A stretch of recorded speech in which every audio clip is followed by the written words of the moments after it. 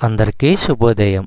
ఈరోజు దేవుని వాగ్దానం ఏమనగా, అపోస్తులుడైన పౌలు తీతుకు రాసిన పత్రిక 1వ అధ్యాయము 15వ వచనము.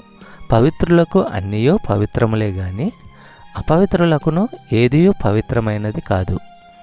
వారి మనస్సును వారి మనస్సాక్షియు అపవిత్రపరచబడి ఉన్నవి. సహోదరి సహోదరులారా, శుద్ధ హృదయులకు అన్నీ శుద్ధమే గాని విశ్వాసము లేని భ్రష్టులకు ఏదీ శుద్ధము కాదు. వారి మనసు అంతర్వాణి కూడా భ్రష్టంగా ఉన్నాయి. హృదయంలో మార్పు వచ్చిన వారు మత ఆచార సంబంధమైన శుద్ధి కార్యక్రమాల గురించి లెక్క చేయరు.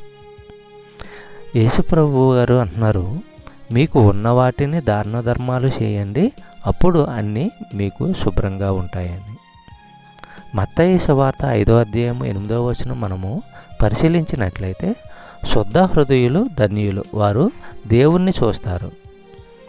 సహోదరి సహోదరులారా, ఇప్పుడు క్రీస్తులో విశ్వాసులకు ఆధ్యాత్మిక జ్ఞాన ప్రకాశం ఉంది. దేవుడు వారికి తెలుసు. వారు తమ ఆత్మనేత్రాలతో చూస్తారు. చివరికి వారు క్రీస్తును ఆయన దివ్య మహిమ ప్రకాశంతో సహా చూస్తారు. తిమోతికి రాసిన మొదటి పత్రిక 1వ అధ్యాయము 5వ వచనము మనము పరిశీలించినట్లయితే, ఈ ఆజ్ఞలో గల ఉపదేశం అంటే శుద్ధ హృదయం నుంచి, మంచి అంతర్వాణి నుంచి, నిష్కపట విశ్వాసం నుంచి వచ్చే ప్రేమ భావమే. చెప్పబడిన వాగ్దానము దేవుడు దీవించి ఆశీర్వదించును గాక. ఆమేన్.